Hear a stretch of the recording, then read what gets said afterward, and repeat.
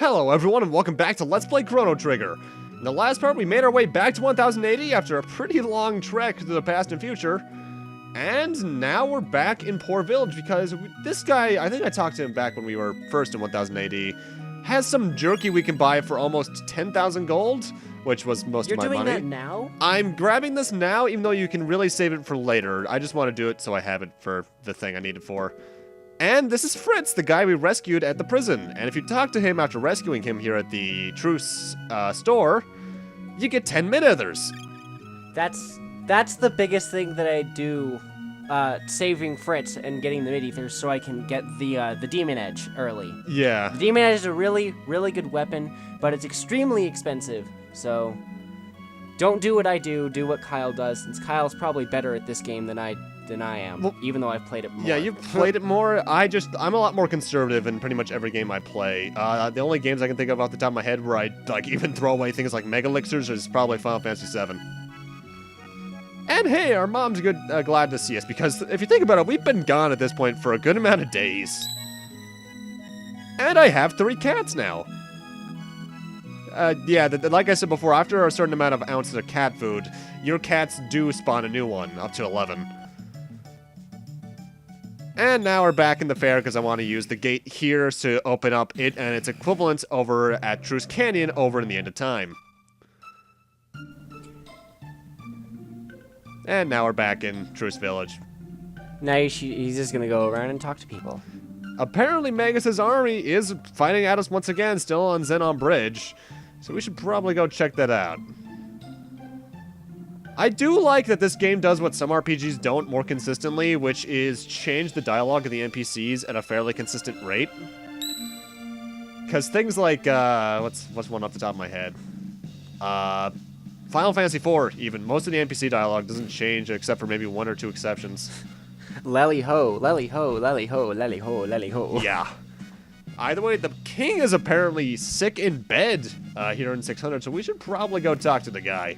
Also, I wish the king would give you an overpowered weapon like the king in Final Fantasy IV did, honestly. But that's just me, because I like being an overpowered son of a bitch. I kind of wish that they would do something in this game similar to some other games off the top of my head. I can't recall any, though. Where he gives you a weapon that's completely useless, but if you keep it throughout the rest of the game, it becomes like the second best weapon. What game would that be? Off the top of my head, something that I can think of similarly was Shin Megami Tensei 3 Nocturne. If you keep the fairy, I think it was, that you get throughout most of the game, at one point you have an option to trade it in and get a really powerful evolution of it, essentially, with some really good spells. I sure wish Final Fantasy XII did that with the Sword of Kings, honestly, because that weapon is so crappy. Either way, I talked to the soldiers back at the bridge, but they're apparently very low on rations, so I'm back here at the cafeteria talking to that captain's brother, who you might remember I mentioned they actually are brothers. This is why I mentioned it. You need to talk to this guy for him to go all tsundere and be like, no, I will not help my brother. Nah. Well, that was completely useless. Let us leave for our adventures. Or not. And for talking to him, for doing that, we get a jerky like the one I bought. However, even though it actually counts as 2 jerkies in your inventory, the game can decipher which is which. It can or cannot? Can. If you bring the jerky from the 1080 here, it will not use that one. It needs to be this jerky. Which I can't tell if that's them thinking you're ahead or them railroading you. And I'm putting the Berserker on Chrono because the battle's up and coming. It's good to have it.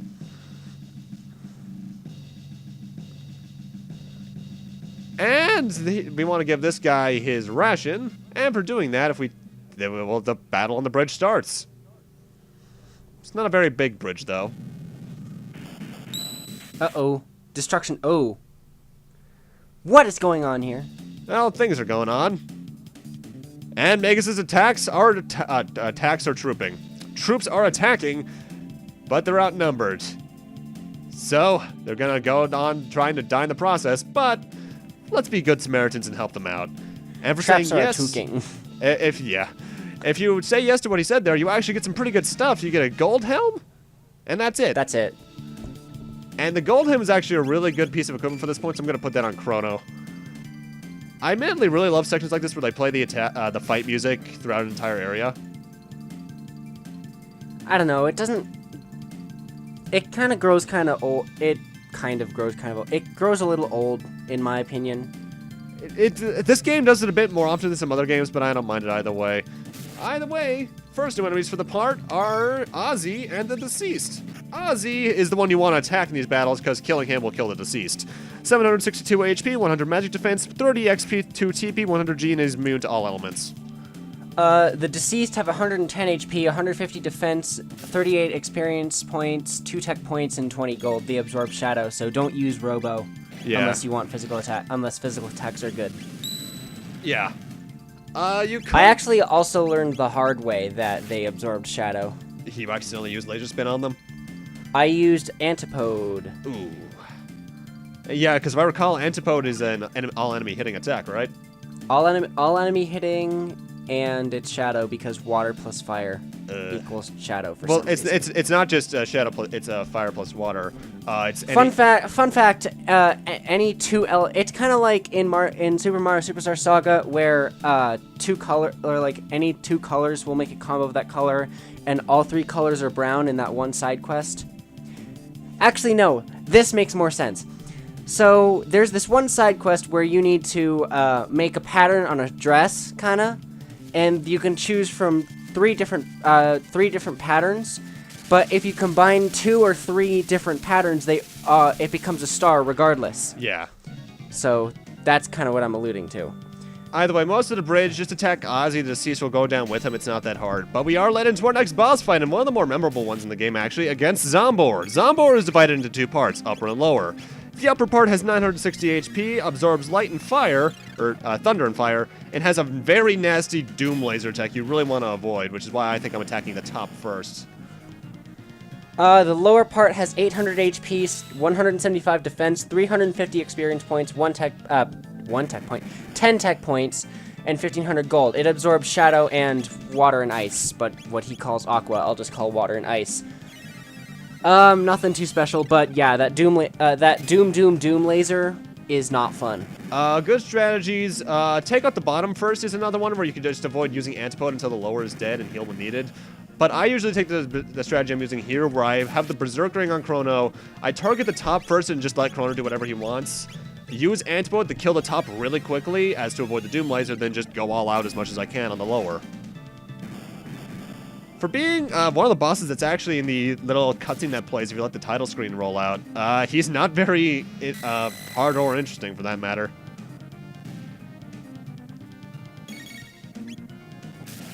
You know, it took me years to realize it, but the lower body actually does have a face. Really? That took you a while. Yeah, because if you, I'll probably zoom in on it like right now. Wait, why did you use water on it? I temporarily forgot which was which, honestly. Yeah. I was very tired when I recorded this. I actually recall for a fact that I was up at like 5 in the morning at this point for some reason.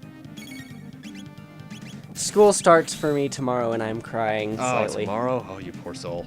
One of my friends on the Discord server starts college tomorrow or today, I think.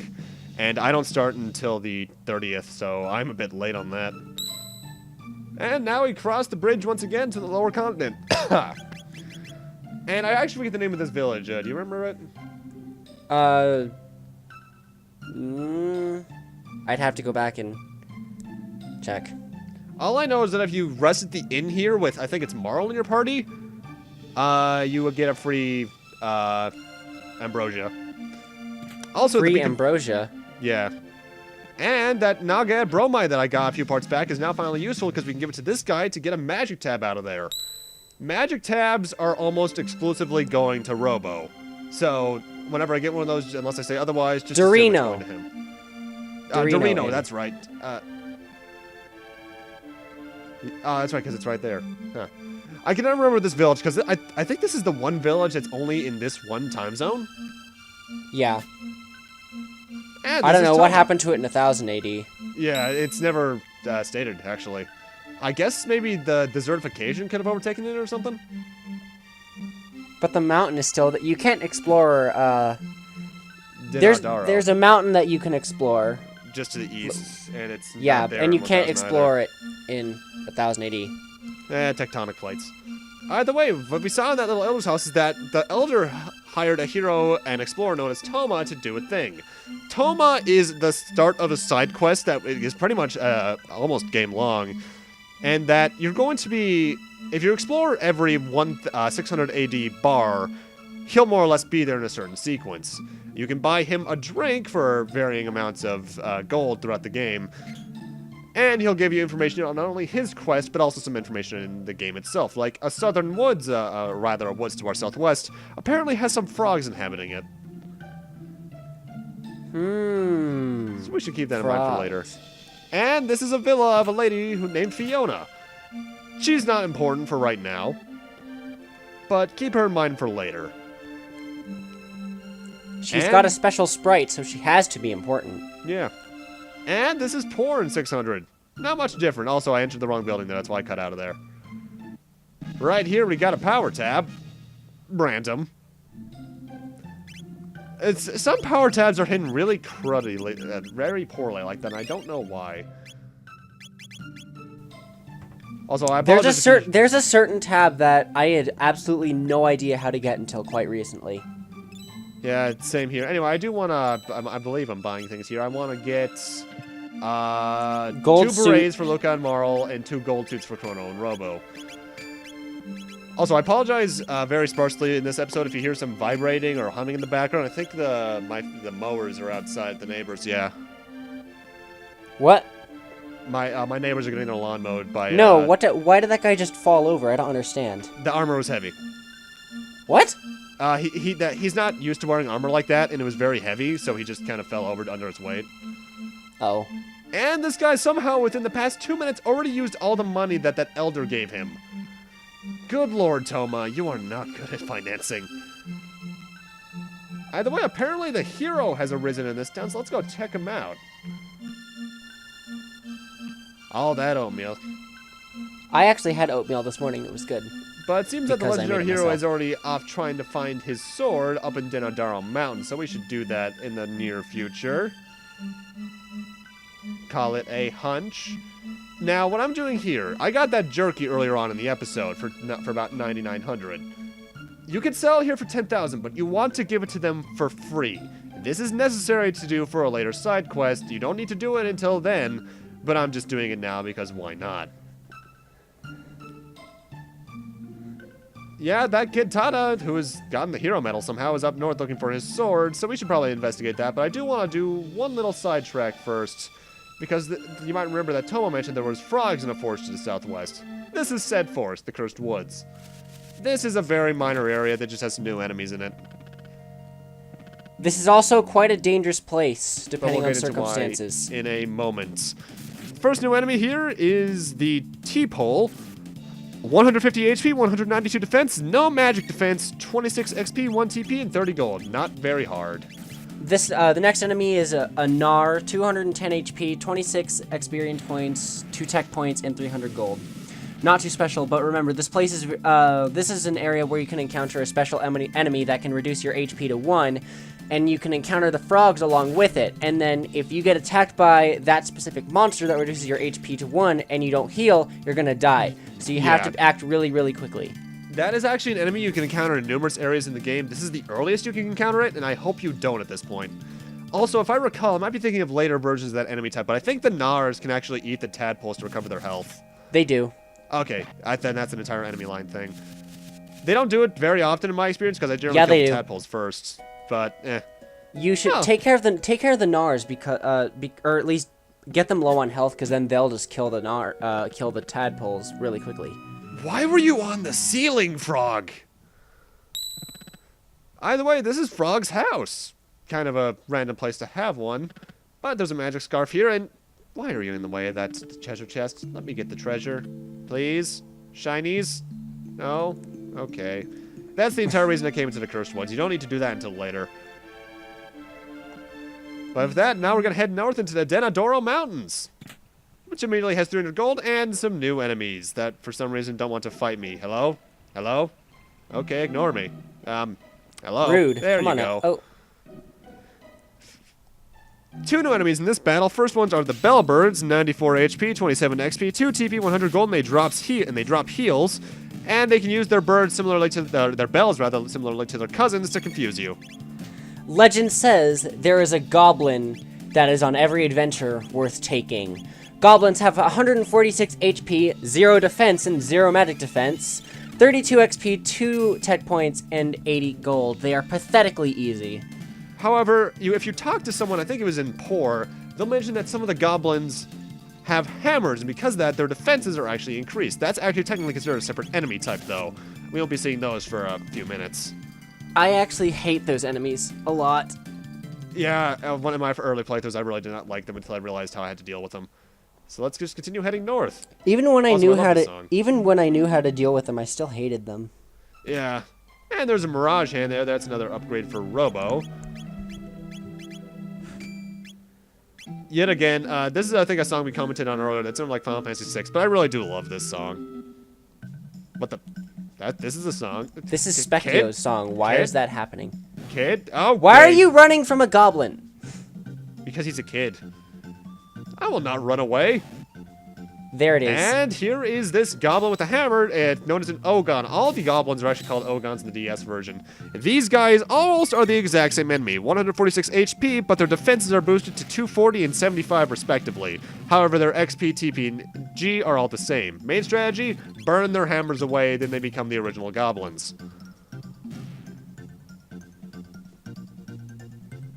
And that's about it. Admittedly, I do like the concept of monsters using items to boost their stats. I can't think of any other RPGs that did something like that off the top of my head. Yay for originality.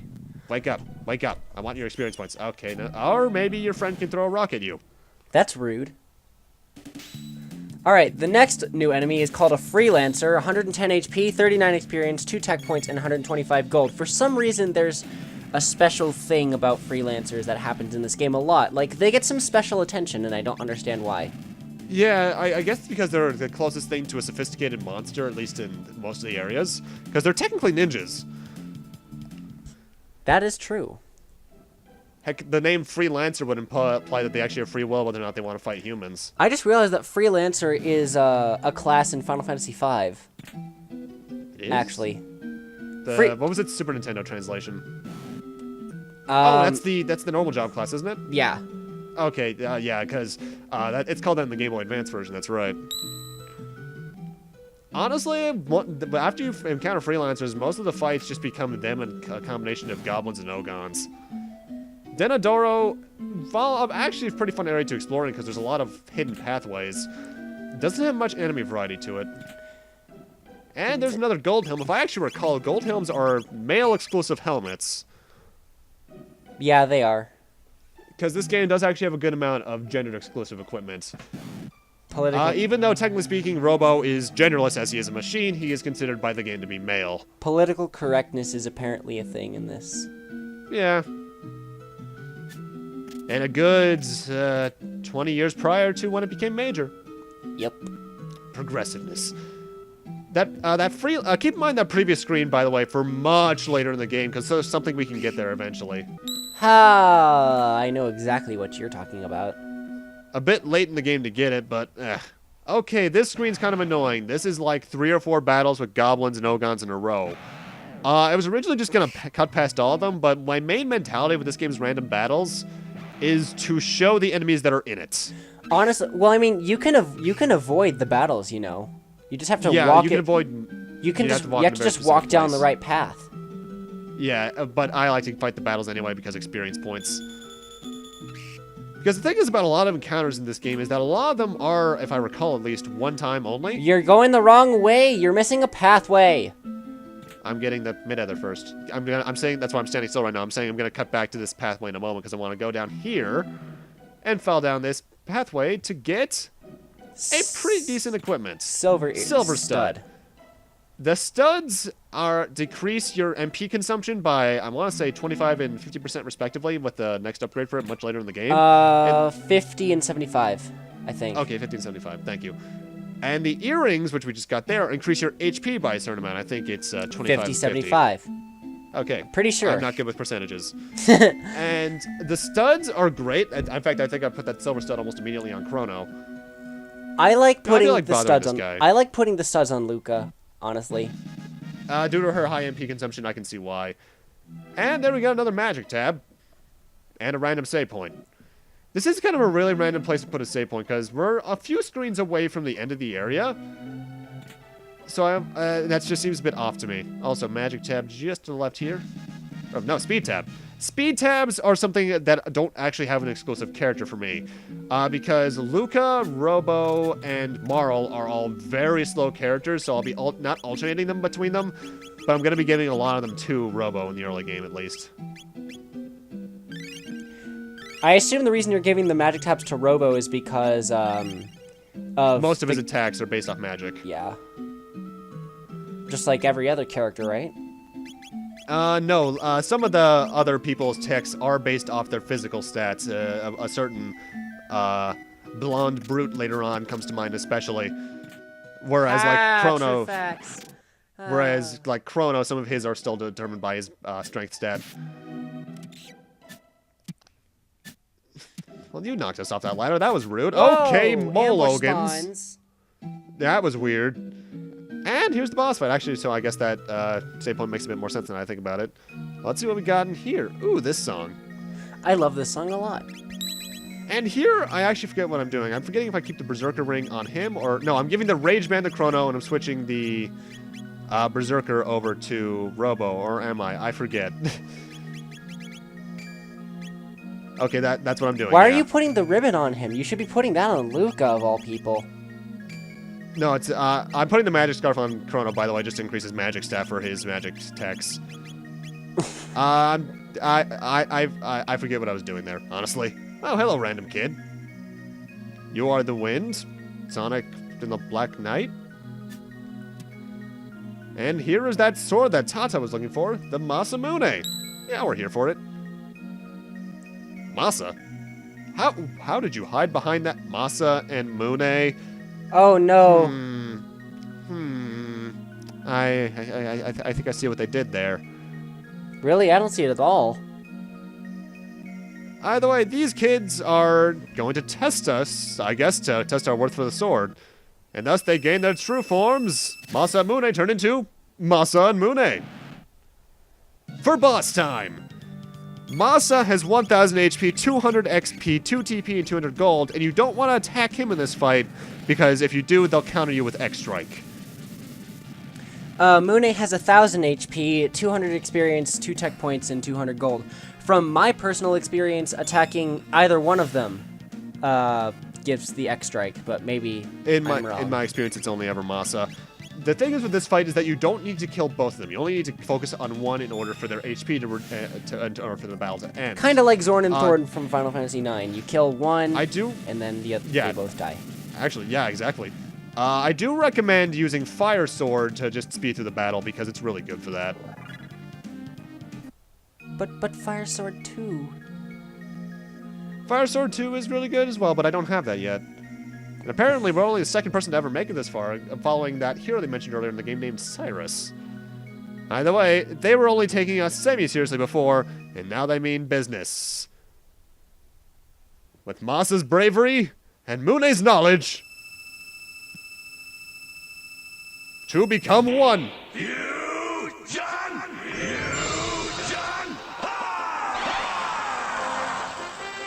I would have inserted a Steven Universe joke, but whatever. I don't watch Steven Universe, so... Plus, this is obviously a reference to Dragon Ball because it's the same damn artist.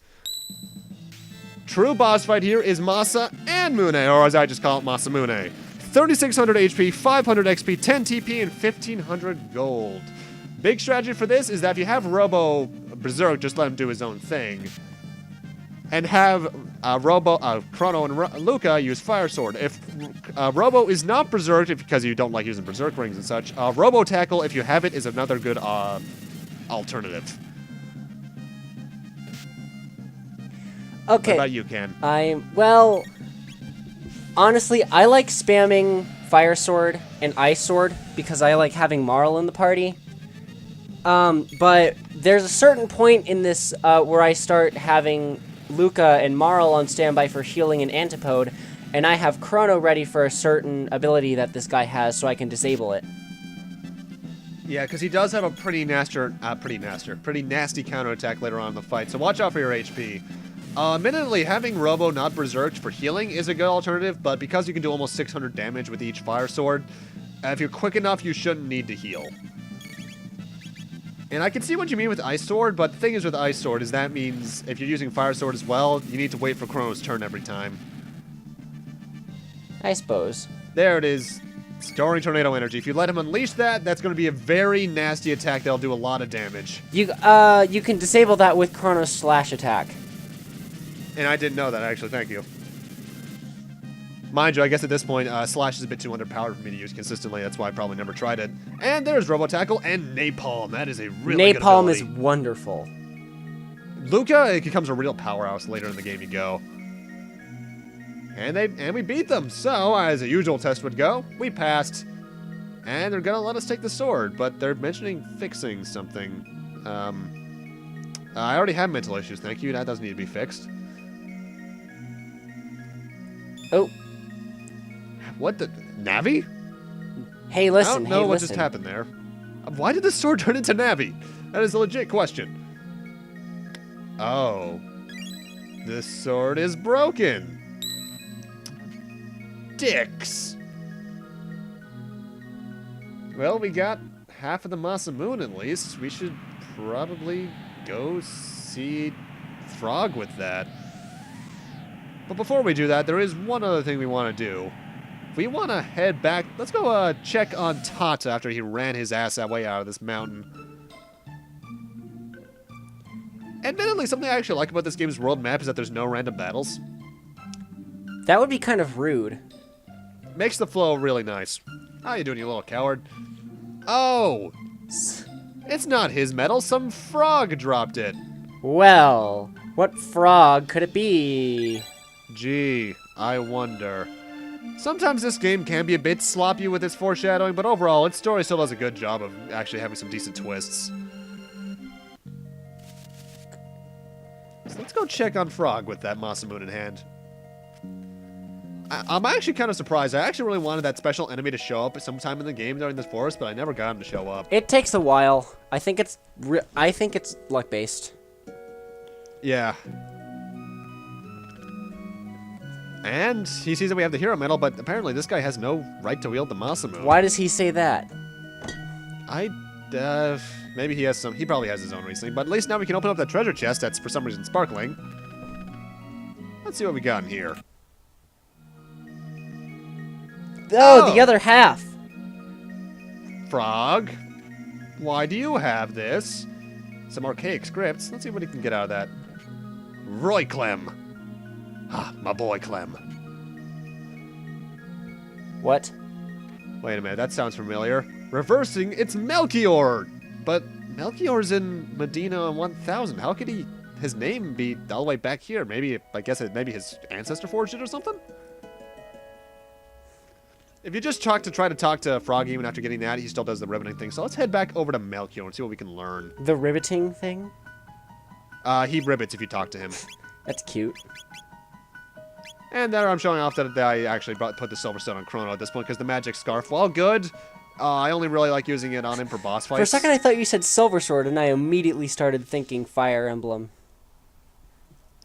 And apparently Melchior does recognize the Masamune somehow. You're switching the names on me, Kyle. I don't like it. Masamune and Masamune are pretty much interchangeable in English, I think. So let's hear what he has to say about that. It is possible to reforge it if we get our hands on some Dreamstone, but apparently it's long gone. So that's kind of screwy. If it's hasn't been available for a long time, where are we going to find it? Well, keep in mind, he says sometime, we're time travelers. So let's head back to the end of time to see where we can go from there. But with that, if I recall the timestamp correctly, we're gonna I'm need going to end this here. off here. Thank you guys for watching. And in part 7, we'll be heading over to the end of time and seeing what we can do to help us find some Dreamstone. We'll see you guys later. See you guys then.